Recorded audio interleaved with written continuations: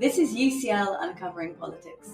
This week we ask, if the international community can't make states abide by their human rights obligations, then what's the point of invoking human rights?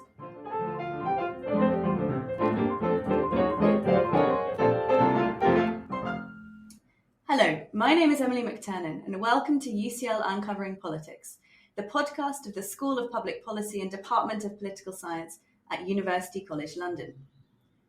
Human rights atrocities make headlines around the world and are usually followed by national and international debate over how the perpetrators should be punished and how these events might be prevented in the future.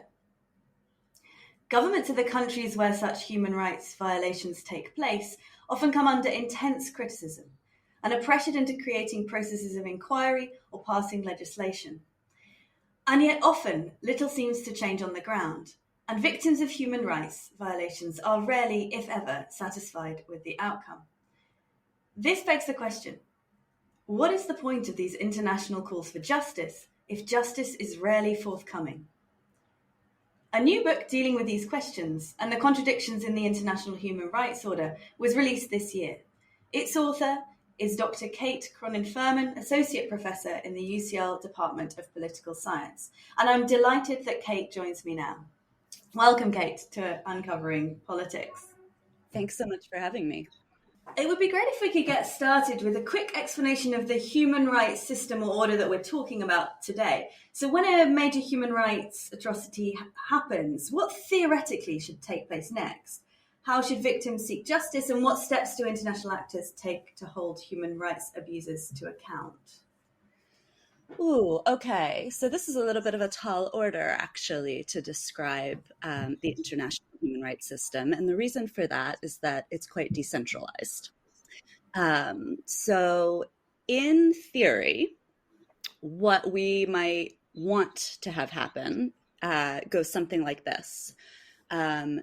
News of an atrocity reaches the international community, splashed over the headlines, the New York Times, the Guardian, the BBC. Victims and their allies on the international stage call for justice, and an international tribunal is created in order to prosecute and punish the perpetrators of these atrocities. Now, that almost never happens. And the reason for that is, something that all of us in international relations spend weeks drilling into our students' brains, which is that, the international system is non-hierarchical, right? It's not like a domestic system where there is a straightforward authority that can enforce rules and compel punishment. Instead, we have lots of different institutions that are tasked with monitoring and attempting to enforce piecemeal bits of human rights obligations. So we have a number of foundational human rights treaties that states sign up to voluntarily. Ordinarily, treaty enforcement is done by the other members of a treaty, right? So, your run-of-the-mill international law treaties, a trade treaty, for instance, we rely on reciprocity for enforcement, right? So two states are signed up to a trade treaty. If one of them shirks its obligations, the other one is going to suffer as a consequence and therefore be incentivized to police the obligation and make sure that their fellow treaty members perform.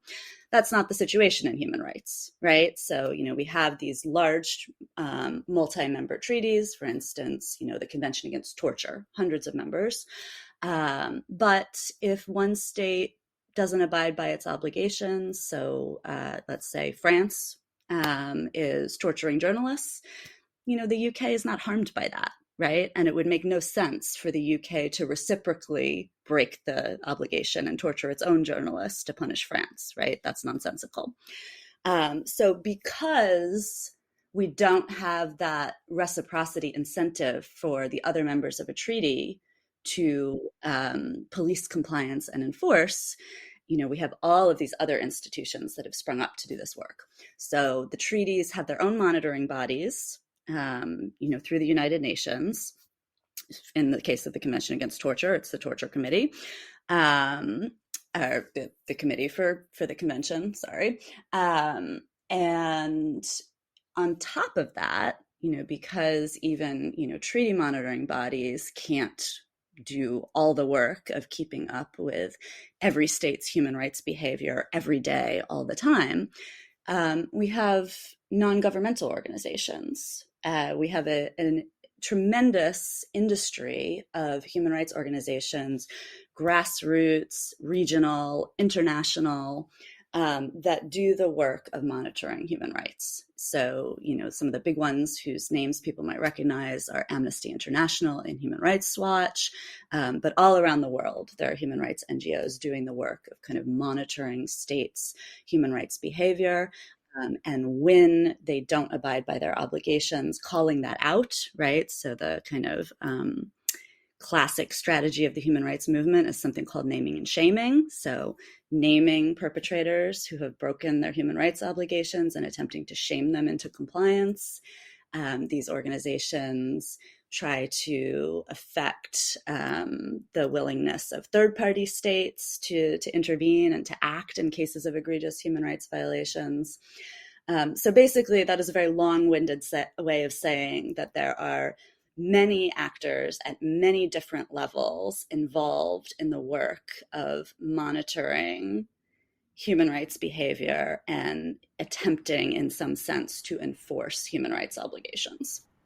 Thank you. That was such a helpful description of what is clearly a really complicated system. The kinds of pressure then you're talking about the international community placing on human rights violators seems fairly weak, right? If it's just naming and shaming and maybe some attempts to try and encourage others to do something about it, that looks like quite a weak way of enforcing, if it's enforcement at all, these duties to abide by human rights. Yeah, I mean, I spend a lot of my time, in the classroom and also in my research, trying to kind of think my way around the fact that, okay, almost none of our institutions or actions in the kind of human rights arena do what we would want them to do, right? So nothing works as ideally intended.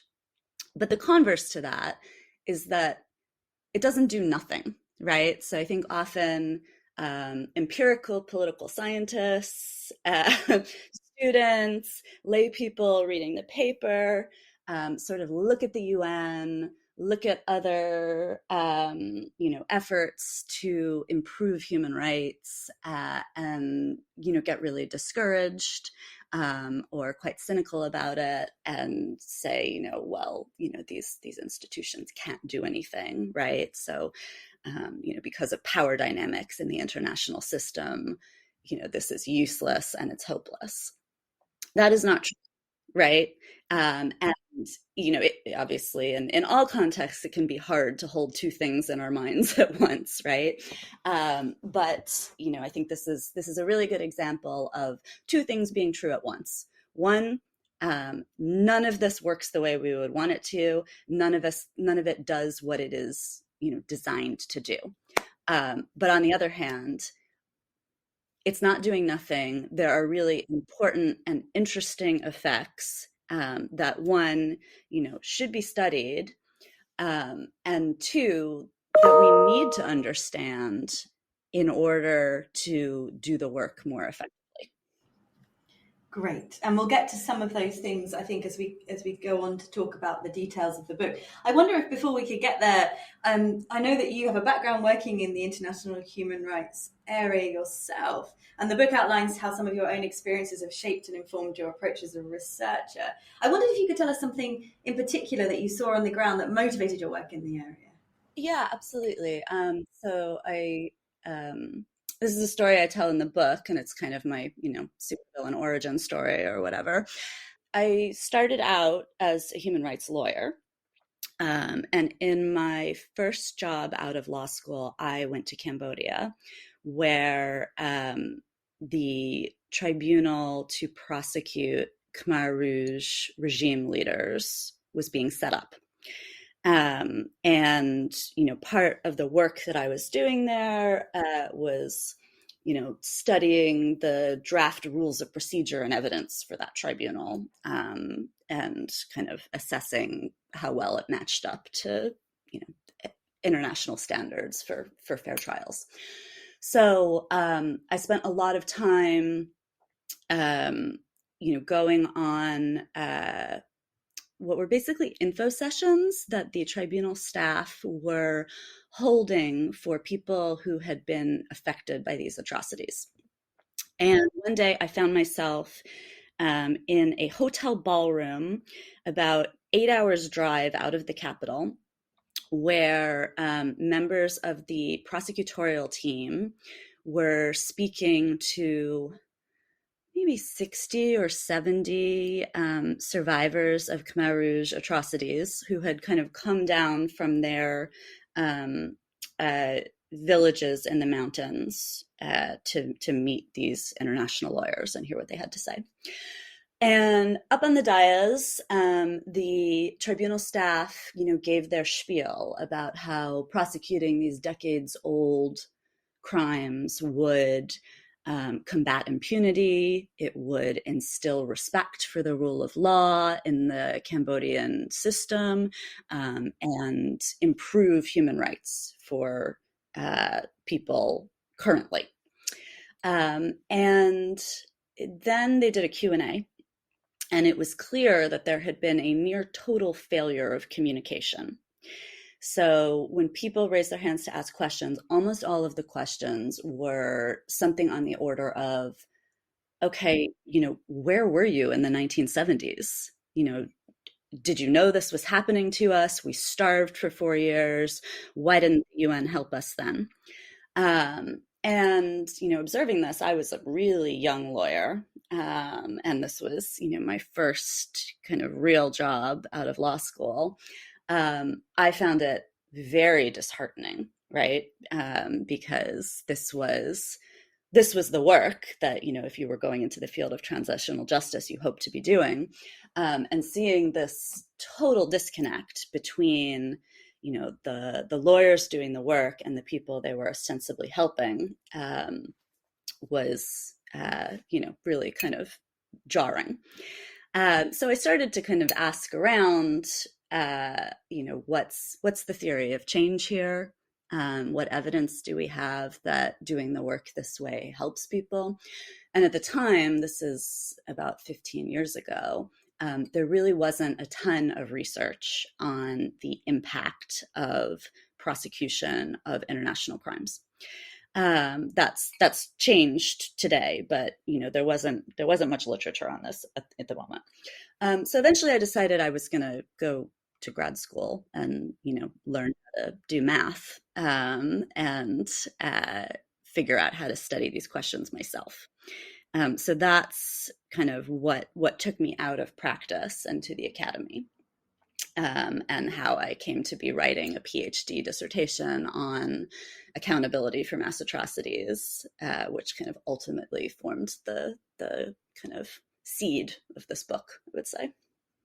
That's a really interesting motivation. So I guess one question that arises out of that before we get to the main argument of the book would be, we talked about the types of organizations that are putting pressure on states to do something.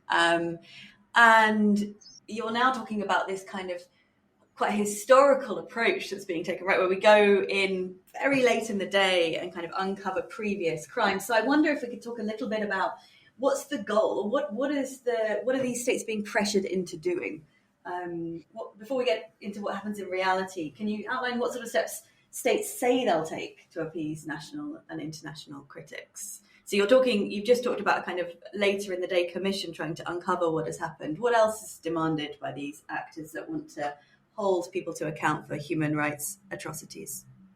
So there's a very clear norm in the international system now, which is a fairly recent vintage, right? So for centuries, kind of the default approach to human rights abuses by a state of its own citizens was sort of the, I guess, what I used to call the Las Vegas principle. I'm not sure that this reference still resonates, but the sort of, what happens in Vegas stays in Vegas. The idea that what happens within a sovereign state's borders is no one's business. And over the last 70 years, that has changed. So today, there is a fairly clear norm that in the aftermath of serious violations of international law, so mass atrocities, meaning genocide, crimes against humanity, war crimes, it is obligatory to prosecute the people most responsible for the most serious abuses. And that's kind of the formulation. So that means that a state on whose territory serious violations have occurred is expected, is pressured to hold people criminally liable. So to actually prosecute in a court of law the people who are most responsible for what happened. Now, there are all sorts of reasons that doesn't happen, right? So states in the aftermath of serious conflict may have very fragile institutions. They may not have the resources or, the human capacity to do those prosecutions. It is often the case that people who were involved in atrocities in a high-level role remain in power, so it's politically infeasible to do these prosecutions, and that's why we have now we have an international criminal court, right? And this is basically a court of last resort, right? So when states who should be prosecuting these crimes themselves can't or won't do it, the idea is that the International Criminal Court then is there to backstop this, which means that, what states are effectively pressured to do is either do prosecutions themselves or cooperate with a relevant international institution.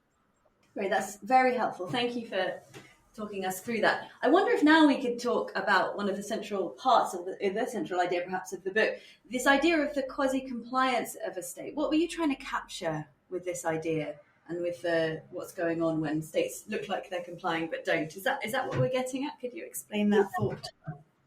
So when I went to kind of do my PhD research, I was trying to get a sense of the range of things that states do in response to international pressure for accountability for mass atrocities. And, unsurprisingly, I found that, full kind of cooperation and compliance is really rare. And, that makes sense because prosecuting mass atrocities is legally really complicated. It's resource intensive.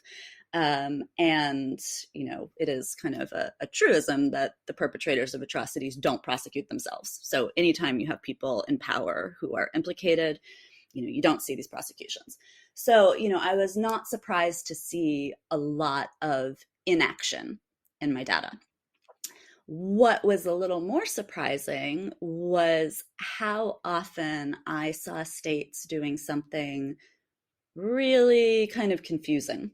So something that was not inaction, right? Not kind of totally ignoring pressure from victims or international actors for accountability, but also not anything that looked like compliance with this obligation to provide accountability. So, there are states that set up kind of window dressing commissions that have a really nice mandate about looking into violations, but then, result in like a whitewash, right? So, one of the earliest examples I found was Sudan with regard to atrocities in Darfur, with a massive international outcry occurring.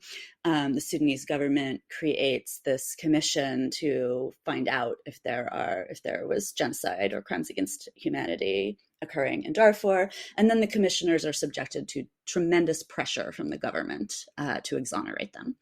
So we see that. We see kind of kangaroo courts. We see the very rushed prosecution of really low-level people for atrocities, and then maybe like one conviction, and then the court closes up shop and goes home.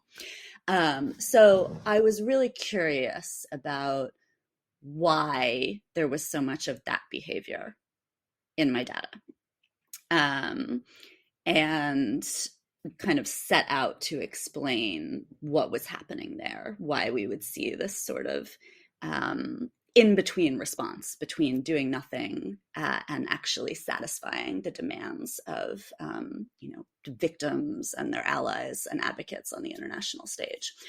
And so I kind of theorized this as an attempt to do just enough to disrupt international pressure and potential international enforcement without actually meeting the obligation.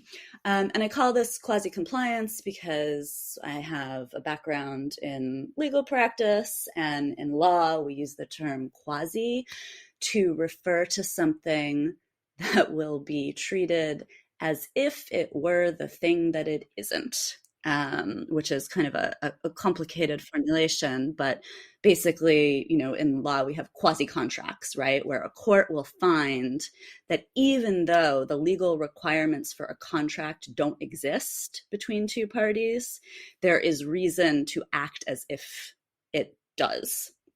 So I kind of consider these states doing this in-between stuff to be engaged in a similar performance of as if, right?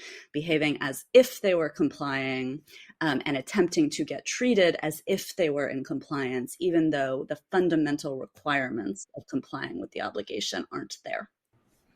And as you describe it, the point of this for a state is to try and avoid more serious sanctions coming its way. So it needs to look like it's doing the work without actually doing the work. Yeah, and I think the kind of key thing here is that it's not really about convincing anyone, right? So, we might look at this behavior and think that it's about trying to kind of convince the international actors that are doing a lot of kind of human rights work and putting a lot of pressure on them, that they've done enough and should be left alone. That's not really what it is. And it very rarely actually has any impact on, your Human Rights Watch or your kind of UK human rights bureaucracy in the government. Like, those actors are not persuaded by this, right? They pretty quickly call it out as, not being good enough and not kind of meeting the obligation. So I understand this as essentially a response to that lack of hierarchical enforcement that we talked about a few minutes ago in the realm of human rights. Basically, in order for the international community to, really do anything robust to enforce human rights, it almost always requires a coalition. So, the site of a lot of action around accountability for mass atrocities is the UN Human Rights Council. And that is a body where a majority of states on the council is needed in order to pass a resolution. And what that means is that, it's not just those states who are really engaged and involved on human rights whose opinions matter, because they need to bring along a lot of other votes in order to actually get anything done. So I think of quasi-compliance as often being aimed at those sort of less engaged peer states on the Human Rights Council or any other institution where debates about this are occurring. And it's basically gives those states a reason to push back, right? And to not sign on to robust human rights enforcement. And again, it doesn't have to convince them. So I think, what I sort of find most interesting here, theoretically, is that, this is this this is hypocrisy, right, on the part of the quasi-compliant state, the state that is, not meeting its obligation to provide accountability for mass atrocities. But it's not really hypocrisy that is about protecting its own reputation. It's hypocrisy that helps to protect its audience's reputation, right? Because it lets those other states avoid the appearance of siding with an outright human rights abuser. Right, interesting, because it gives them an excuse to get them off the hook for not acting. Yeah. To enforce these human rights. Fascinating. How does this dynamic relate to another dynamic that we sometimes see where states deny that there is a human rights violation or deny that it's appropriate for the international community to impose these Western conceptions of human rights on their own citizens and how they think a state should be run? Is that a similar giving it an excuse to less motivated actors not to act to enforce compliance, or do you think it functions differently to the types of cases you're discussing? So actually, the really surprising thing is that we see all of that simultaneously. So, one of the cases that I did a lot of work on is post-war Sri Lanka. And, this is a context in which there were very serious state perpetrated mass atrocities at the end of the Civil War in 2009.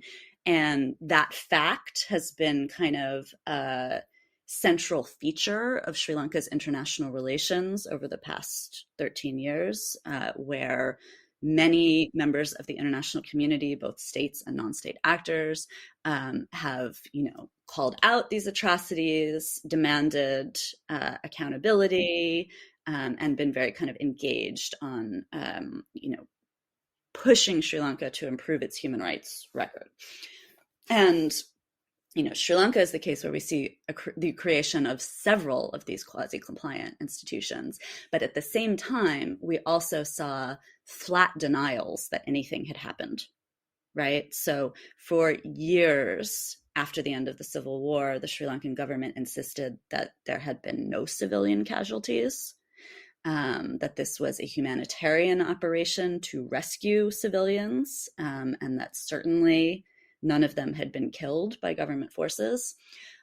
We also saw very consistent statements that Western pressure on human rights was, inappropriate imperialist action that infringed on Sri Lanka's sovereignty. So we saw all of these strategies kind of deployed side by side, and that is not uncommon. And I think that's part of what makes quasi-compliance so interesting, is that we see states do this even as they are denying that anything of interest to the international community occurred. So I think, this can be closely related. I think, I have my second book project that I'm working on now is actually on denials of mass atrocities, and what that does on the international stage and how that works. So let me try not to start talking at length about that.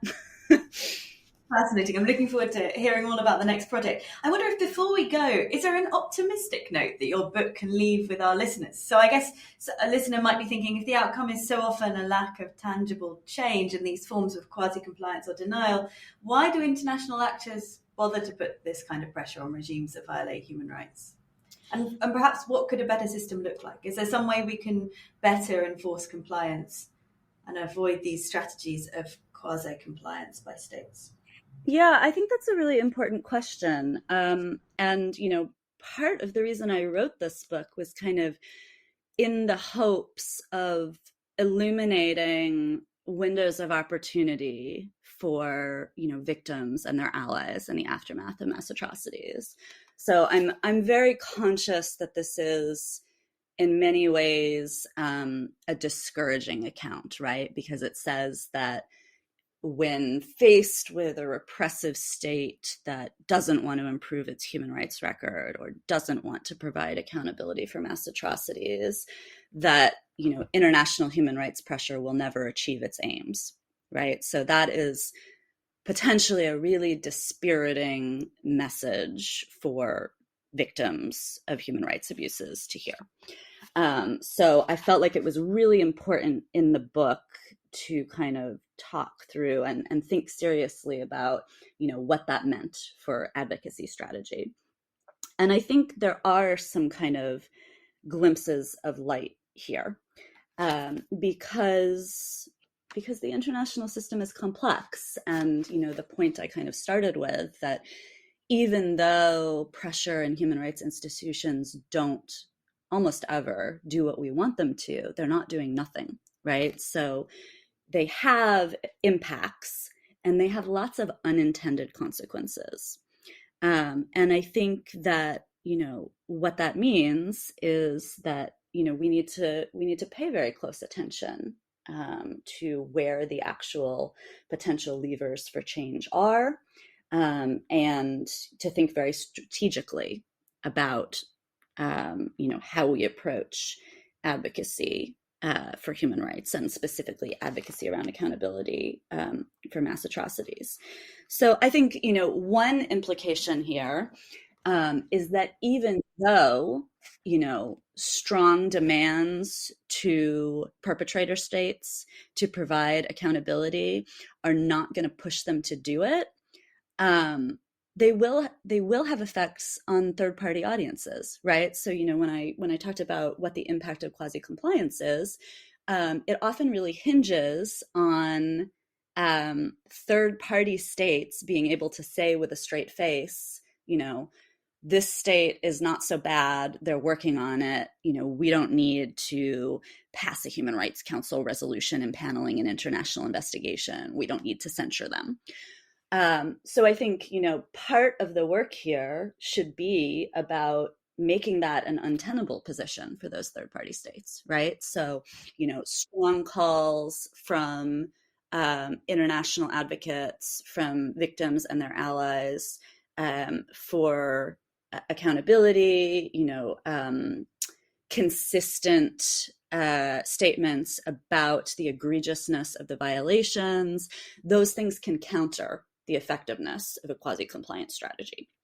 And that's important because that is going to contribute to, not letting that state get away with sort of staving off international action. So thank you so much, Kate, for that wonderful discussion of human rights obligations and that detailed analysis of the quasi-compliance strategy and how we might be able to get around it and do better for the victims of human rights atrocities. We've been looking at a new book by Dr. Kate Cronin-Furman. It's entitled Hypocrisy and Human Rights, Resisting Accountability for Mass Atrocities, and was published by Cornell University Press earlier this year. As ever, the details are in the show notes for this episode, which also include a link to the book. Next week, we will be discussing sexual minorities and the politics of visibility with Professor Ayub. Remember to make sure that you don't miss out on that or other future episodes of UCL Uncovering Politics. All you need to do is subscribe. You can do so on Apple, Google Podcasts, or whatever podcast provider you use. I'm Emily McTurnan. This episode was researched by Connor Kelly and produced by Eleanor Kingwell-Banham. Our theme music is written and performed by John Mann. This has been UCL Uncovering Politics. Thank you for listening.